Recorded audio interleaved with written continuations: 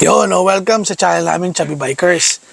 Yo, mga ka-chubby, meron akong i-share sa inyo kasi ito, siguro namumroblema rin kayo sa mga lugar na katulad dito, yung sa aparador ko, medyo wala akong ilaw. So, madilim.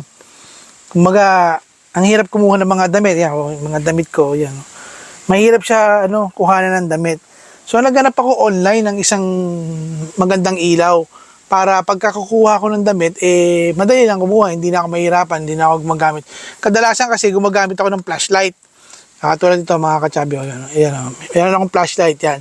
Pag kukuha ako ng damit, kailangan ko pa itong flashlight.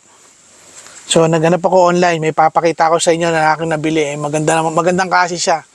Maganda siya. Pwede nyo ikabit sa mga lugar na ganito, yung sa aparador ninyo, sa ilalim ng desk, o kung saan man kayo gumagawa na kailangan nyo ng ilaw. Papakita ko sa inyo. Tara!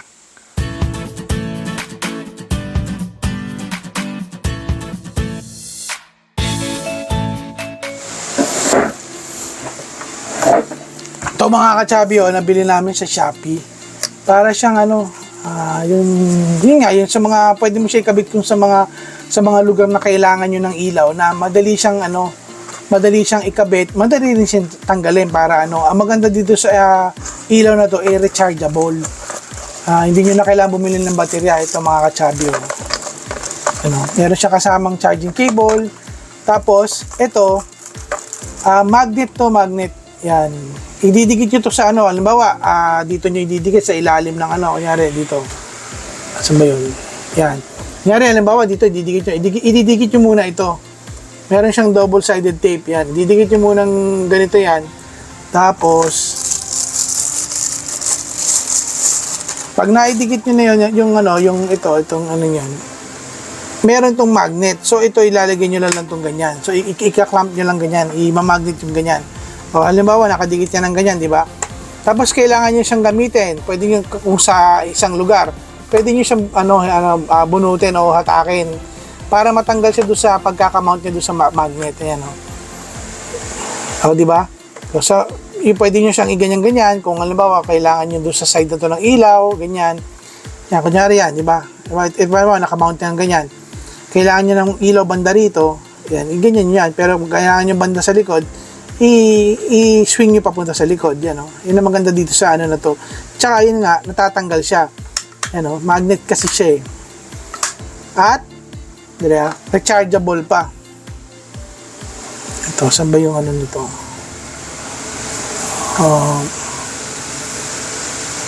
Ito yan. Dito pala. Yan, dito siya niya ikakabit para may i-charge itong na ilaw na to. Ngayon, tatlo ang ng ilaw na to yung liwanag niya.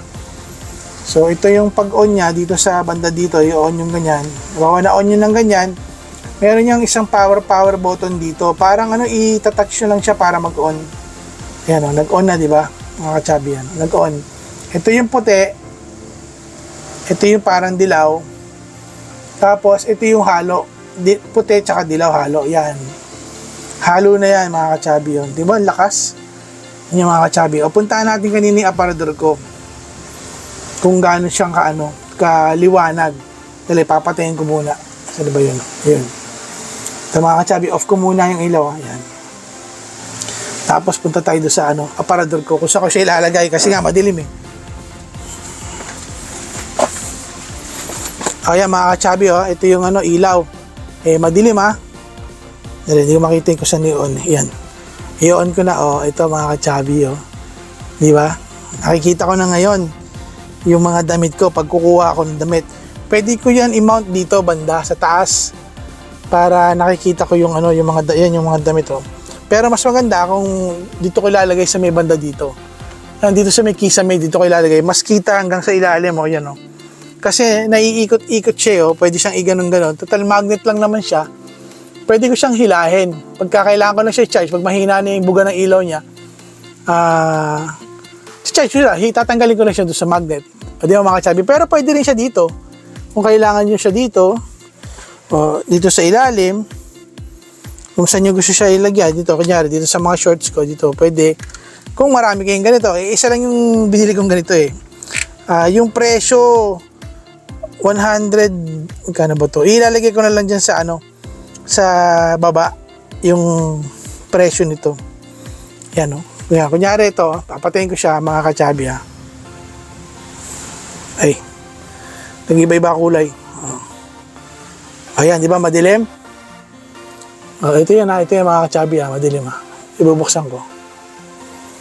Ayan, yung puti, oh. Dito ko siya ilalagay. Yan, ito yung kisame, oh. Yan, banda dyan. Ito, pangit yan. Di baterya yan, eh. Wala lang, di nagmagana. So, ito, rechargeable. Mas madali. Dito ko siya ilalagay sa taas. Sa parte na kisame yan. Para mas kita yung ibaba. Ayan, mga kachabi, oh. Di ba, liwanag? Di ba? Papatayin ko pagka ano. Ayan, oh. Di ba wala? Oh, yan, oh. Dilim, oh. Hindi ano yung mga shorts ko, hindi nakikita sila. Hirap makita pag kukuha ng damit. Ngayon, oh. Di ba, ang liwanag, oh, mga kachabi? So, yan. Maganda nga maganda yung nilagay yan dito, banda. Sa, ano, para kitang-kita mo yung, ano, yung anong yan. Yan. Liwanag, oh. Kitang-kita. Ay, mga kachabi, oh, napakita ko sa iyo yung ilaw na gagamitin ko doon sa aparador ko para ano, ito, ano, may ilaw ulit. Kasi ang dilim, eh. Dilim pag bumuha akong damit. Ang hirap, kailangan ko pa kumuha ng flashlight. Tapos, hahawakan ko pang gano'n. Okay, papasok ko sa bibig ko para makakuha ko ng mga damit. At least yun, yung nabili namin ano, ilaw doon sa Shopee. Eh, maliwanag. Yung brand nga pala ito. Yan, oh. Hinar.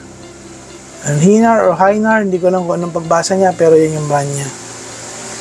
Tapos, yung tagal ng baterya niya, hindi ko alam kung gaano katagal ang buhay ng isang charge, kung ilang oras aabutin na naka-on siya. Pero siguro naman matagal to kasi, ano siya, namang lithium battery ang gamit dito, eh. Pero yun, i-update ko na lang kayo kung gaano katagal yung buhay ng bateryan to. Para at least kayo, kung sakaling gusto nyo rin bumili ng itong ilaw, yun, makikita nyo ito sa Shopee. Malamang meron din sa Lazada. Mas mura kasi si Shopee dahil may mga, ano, kung sa kami may voucher, doon kami bumibili. Yun para mas maganda. Tapos free delivery pack. Okay, mga kachabi? Sana, nakatulong tong video na to sa mga kailangan nga ng ilaw na mga ganito na pwede nyo ilagay kung saan na kung saan yung madilim na part, imamagnet nyo na lang doon. Imamount nyo yung magnet, tapos yun, sasalpak yung ilaw. Pwede nyo tanggalin. Kung alam ba, kailangan nyo nung pumunta sa isang lugar na madilim, tanggalin nyo lang. Gamitin nyo siya parang flashlight. Maliwanag naman yung ilaw.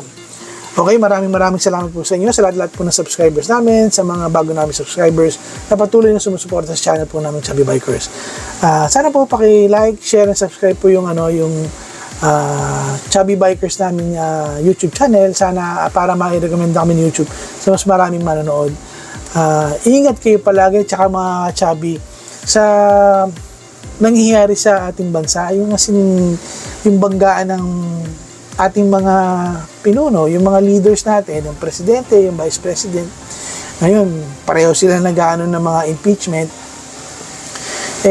Nakakahiya kasi yun, para sa buong mundo. Alam mo yun, yung parang yung Pilipinas na yan, ganda-ganda ng Pilipinas na yan, pero yung mga leaders nila, gustong-gusto ng sa posisyon, dahil sa nagiging ganid or sa corruption, gusto nilang kamkamin lahat. Sana wag naman ganoon. Sana yung kung sakaling yung meron kayong yung problema kayo sa ating presidente, sana wag niyo na siyang i-bash o hindi ako maka Marcos o hindi rin ako Duterte. Hindi yun ang binoto namin nung nakaraang eleksyon. Pero nakasuporta ako sa kung sino yung pangulo natin ngayon. Kasi hindi dahil sa BBM ako, pero dahil siya yung nakaupo, maganda naman yung ginagawa niya. Nakikita niyo naman yung mga niya. Oo, may mga anomalya na nasa likod na nangyayari, pero hindi pa naman natin alam kung totoo hanggang sa walang matibay na ebidensya na maipupul sa kanya. Pero sa ngayon, suportahan na lang natin lahat ng mga leaders natin na sana huwag na sila magbangayan. Kung gusto nilang pumwesto, di lumaban na lang sila sa 2028. Kung iboboto sila ng tao, di wala, ganun talaga sila yung nanalo. Pero pag hindi sila binoto, tanggapin nila yung pagkatalo nila. Hindi yung maninira para makapwesto sila ngayon, yung ginagawa nilang mga rally-rally. Kita, obvious naman na hindi naman sila sinusuporta ng taong bayan eh. Hindi ko alam bakit pinipilit pa nila eh. Patapusin na lang nila yung termino ng presidente natin nakaupo ngayon. Total, maganda naman yung pinapakita niya. At ang pinakamaganda sa ating presidente, nilalabanan niya yung China. Diba? Hindi yung kinakampihan yung China, yung kinakawawa na nga yung mga Pilipino na mga mangingisda natin. Kasi mo, tama ba yun? Bobombahin mo ng malalakas sa tubig, water cannon, para mataboy mo lang. Samantalang sa Pilipinas naman yun, na-award yun kumbaga, yung teritoryo na yun, na-award yun sa Pilipinas. Wag naman sanang ganon. Kung meron namang sila mga lugar sa kanila doon na lang sila, ang yaman-yaman na naman nila Wag na nilang kunin yung kung ano yung exclusive economic zone ng Pilipinas. Yun, kumbaga kung teritoryo ng Pilipinas yun, galangin na lang nila. Huwag na nilang anuhin. Total, ang liit-liit lang ng Pilipinas, ang laki-laki nila. Si Mario Josep, ayaw ba nilang hindi sila makontento sa dami ng pera nila.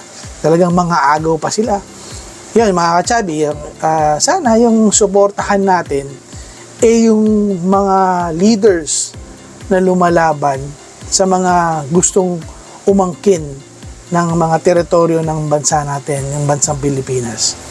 Yun ang suportahan natin, yung mga leaders na yun na lumalaban. Huwag yung hindi lumalaban, yung kumakampi pa. Nakaw, Mario Josep.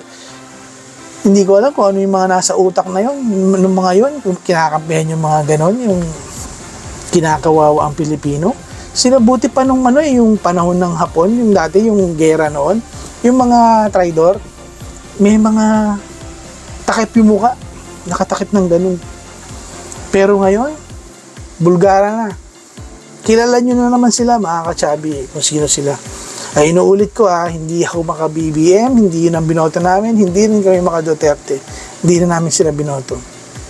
Pero, sumusuporta kami sa ating Pangulo ngayon dahil maganda naman yung ginagawa niya, yung mga projects niya, at ang pinaka nakakaano sa amin lumalaban siya sa China na gustong umano sa atin, kumukuha ng mga teritoryo natin. Hindi siya yung nagpapasindak. Talagang alam ko hindi natin sila kaya, pero nilalabanan pa rin ng Pilipinas, yung presidente ng Pilipinas, yung mga naninindak sa atin. Yun, okay mga kachabi. Sana sana maayos itong lahat ng mga problema. Malapit na naman yung 2028 patapusin na lang nila, suportahan na lang nila para wala nang gulo-gulo. Yung economy ng Pilipinas kahit pa paano umandar na ng diretso, wala na mga palis-lis. Maraming salamat sa inyo sa patuloy yung support sa channel po namin. Sana ingat kayo palagi at God bless sa inyo. Bye-bye!